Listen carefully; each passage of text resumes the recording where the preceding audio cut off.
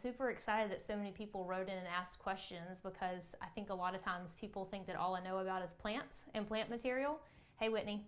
But I have a plethora of knowledge about everything that goes into designing, installing, any kind of landscape, exterior, contractors, dealing with contractors, materials, everything in between. So also, side note, in probably the next week or so, I'm going to have Tony Seymour with A-Bloom in to answer, because some of the questions were very garden based. Someone asked about fertilizer, someone else asked about shade loving plants, I think. And so I'm going to kind of hand that off to him, because he's a lot more knowledgeable in that area than I am. So, all right, so here's the very first question that I was asked. What if you need design help but don't have a huge budget? I would say to that person, definitely watch YouTube videos. My web series was really started in large part for people who couldn't afford my design services, but I wanted to be able to help. And so I think watching YouTube videos is super helpful.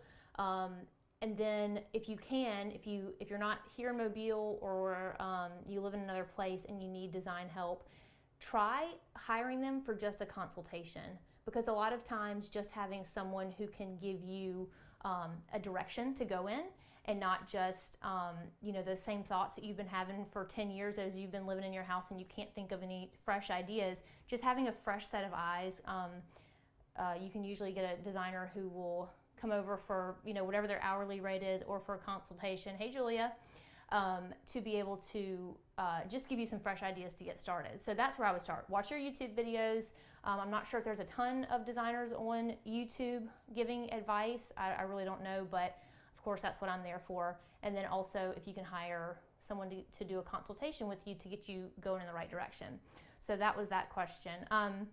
The second question was, what should we look for when we're hiring a designer? So a designer is someone that you're going to have a relationship with. It's somebody that you are going to be spending a lot of time with, a lot of times, having conversations with, telling what you want, what you don't want, and then having to come possibly, you might have to be going to that designer with complaints, or, I don't know, stuff that you need to be comfortable telling someone. And so you want to make sure that the designer that you choose is someone that you feel comfortable with. So my advice on that, on finding a designer, would be make sure that you're going, you can go and ask for advice on Nextdoor, or on Facebook and ask for recommendations in your area. And your friends and family will always have good word of mouth recommendations. And then from there, call the person, have a phone conversation, maybe email them, get a feel of how you guys might work together. If they have a YouTube channel, if they have an Instagram, go and do some research. I always recommend that you spend a good amount of time choosing a designer when it's someone that you're going to have such a long relationship with, and someone that you need to trust, especially when it's a big job that you're spending a lot of money on. Third question, and by the way, if you guys have questions too while we're here, you're welcome to type those in, and I'll see if I can answer those as well as we go along. Okay, so then the third question was, after, I guess it was a follow-up question to what do you look for in a designer, the question was, what do you look for when you're hiring a contractor? And I think that the needs are very similar to when you hire a designer. You need to make sure that they are highly recommended by people that you know and trust, and maybe have seen the work that they've done at their own, at your friends' houses. Talk to them, meet them. Cheapest is not always best. In fact, it's usually not the best to go with the cheapest, especially if they're just not reputable and you haven't heard if you haven't heard anything about them. I'm not saying that they're necessarily bad, but you definitely don't want to be the guinea pig. Okay, don't be a guinea pig. All right, let's see. Okay, so this question is about projects that we would leave to the professionals. And that's a tough question for me, because we do so many things ourselves. We do everything from sheetrock work to, everything, yard work and everything in between. But I think above all, you just have to be honest with yourself about what your capabilities are. So if truly you're not capable of electrical work or plumbing or something like that, please, please, please find somebody else to do it. Landscaping work is a little more forgiving. You know, you dig a hole in the dirt, you can put a plant in, and it either grows or it doesn't grow, and it's, you know, a small investment. An entire landscape, different story. You want to make sure the grading and drainage is correct and all that stuff. So I would say the limits are, because again, there's YouTube videos for you to learn all kinds of things, and there's no way to learn unless you try. But try small and then move up to big if you're going to try things. Nate. I'm laughing at Nate back there. He's just sitting there. It's like I'm talking to myself in the room, but there's someone else here. It's real weird. All right. Okay, here's a fun question. Will all white kitchens and gray walls be out in the next 3 years? Yes. The answer is yes. A very loud, resounding yes. We live in Mobile, Alabama, which tends to be the very tail end of every design trend that there is. We tend to get things once they're kind of on their tail end in other places, and then we'll milk them for another 5 or 10 years. But you know, I don't think that there's any way to 100% not timestamp your stuff. There's trendy plants, there's trendy colors, there's trendy everything. If you can imagine the 1970s when everything was like harvest gold and avocado and pink, you know, Pepto-Bismol pink and all those things, you know, trends are trends. You can try to pick classic stuff all you want, but it's eventually going to go out. That's just how it is. I don't care how classic they say it is. But in my opinion, white and gray is kind of done. I think, you know, I think that people, hey Lisa, I think that a lot of people think that that it's easier. Gray and white is easier because then you can layer color on top, which is fine. My issue with gray and white is that it's very difficult to match grays. You know, everything looks, and for our family, it's not practical. I have 4 kids and a dog, and white, although you can bleach it, it's still kind of a nightmare. So anyway, that's my opinion on white and gray. All right, so someone asked what the worst and or best projects I've worked on.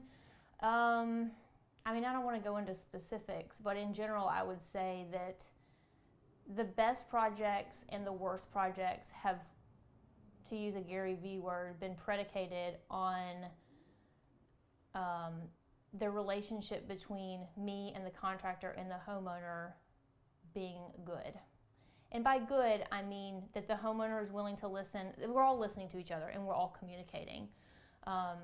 There's been many cases where a homeowner wants to maybe get the whole project done, but they can't really afford the whole project, so they find somebody who will do it for the price that they can afford, and then they end up having to redo it because it was not done by somebody who is a good contractor, or the grading and drainage didn't work out, or whatever. And so I think that's probably the standard for me as far as what the baseline for if it's a good project, a successful project, or a failed project, is just making sure that relationship is good between all 3 parties. All right, so this question, where my inspiration comes from, I would say that my inspiration, which this is kind of a question that's kind of soft, I guess, because you know, I think if you make some specific item, you might say that your inspiration comes from nature or comes from your kids or your experiences or whatever. But I would say overall that my inspiration for my work is not solely based, but heavily based on practicality. So the way that I design everybody's landscape starts with how they use their space, you know, what their space is made up of, if it's got drainage issue, you know, the practical stuff, and then the form follows that. So in college we learned that form follows function, and I still maintain that to this day. Ultimately, it needs to be a practical use of the space, and then from there, then we can do what makes it pretty and the design and the style and all that. So that's from, I don't know if that's inspiration, but that's that. What would I call my own personal, hello, Kells Bells. My own personal design style, I think if you walked in my house right now, you'd think it was construction style, because that's what I'm doing. It's a bunch of ripped off wallpaper. It looks crazy. But I would say that my personal style is, it doesn't have a name. I don't like to name personal styles. I think these days we're trying to label everything as a farmhouse, which kind of drives me nuts. And by kind of, I mean really. Like, we don't all live in farmhouses. In fact, most of us, if not all of us, don't live in farmhouses. So I think that my style, I try to stick to a lot of white walls, like 90% white and 10% color. I like that look for myself. And then ultimately practicality. So things that can be, surfaces that can be washed, scrubbed, put in the washing machine if it's, a slip-covered sofa, stuff like that. I tend a little bit to go toward, not a modern style, but like I guess a little bit of a modern style. Emily Henderson, if you've seen her stuff, I love her interior style. And of course, if we're interior with it, I like to carry it outside as well. Some Britney Spears. Are there Christina people out there? Are you a Christina? No? Britney? I'm Britney all the way. Nate said he's Britney all the way. All right, y'all. Send me more questions.